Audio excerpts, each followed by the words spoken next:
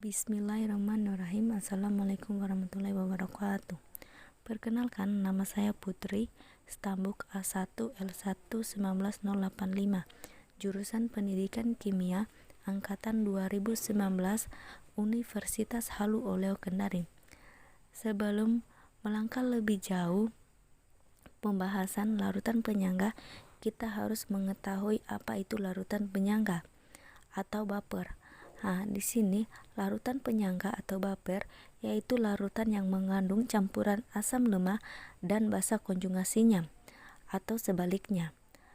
Perubahan pH larutan ini sangat kecil ketika asam atau basa kuat ditambahkan dalam jumlah sedikit atau sedang ke dalam larutan baper atau larutan penyangga. Slide selanjutnya yaitu jenis sistem baper dalam tubuh manusia. Baper dalam tubuh manusia yaitu darah. Jika darah tidak memiliki baper, maka ketika minum jus jeruk yang kecut, tubuh kita dapat mengalami acidosis atau pH darah asam. Baper dalam darah adalah jenis baper yang terdiri dari asam lemah dan garamnya. Asam lemahnya adalah asam karbonat atau H2CO3 dan garamnya adalah HCO3-. Baper tersebut dapat mempertahankan pH darah sekitar 7,35 hingga 7,45. Baiklah, kita akan masuk pada fungsi larutan penyangga. Fungsi larutan penyangga terbagi 3. Yang pertama itu pada tubuh manusia. Pada tubuh manusia memiliki sistem penyangga yang berfungsi untuk menjaga pH cairan di dalam tubuh. Contohnya darah. Yang kedua, dalam industri. Dimanfaatkan dalam industri pembuatan obat yang menggunakan campuran dari asam basa dan konjugasinya. Contohnya senyawa fosfor. Yang ketiga, menjaga pH buah-buahan. Dimanfaatkan untuk menjaga pH buah-buahan yang dikemas dalam kaleng agar tidak mudah rusak oleh bakteri. Contohnya itu menggunakan natrium sitrat dan asam sitrat. Selanjutnya, komponen larutan penyangga.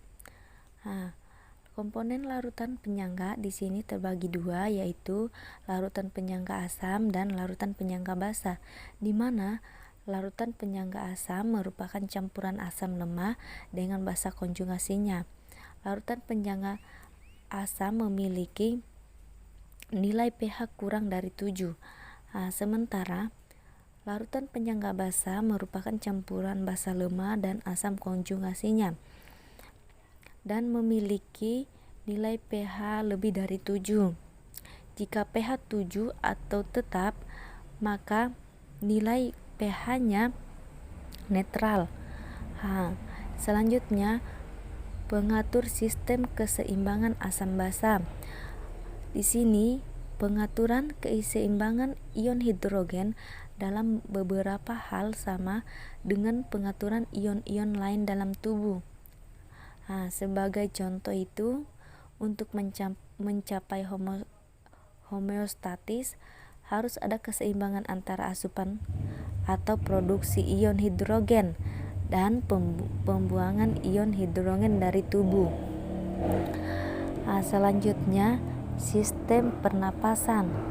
Sistem pernapasan atau sistem respirasi adalah sistem biologis yang terdiri dari organ dan struktur lain yang digunakan untuk pertukaran gas pada makhluk hidup.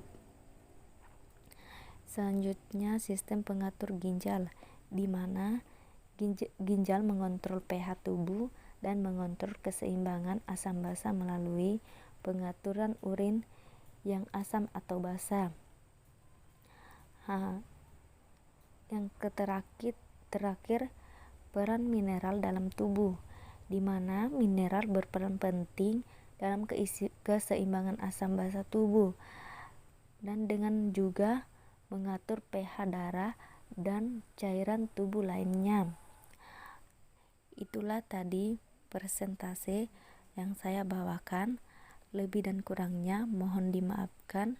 Saya akhiri dengan ucapan wabillahi taufik walhidayah. Wassalamualaikum warahmatullahi wabarakatuh.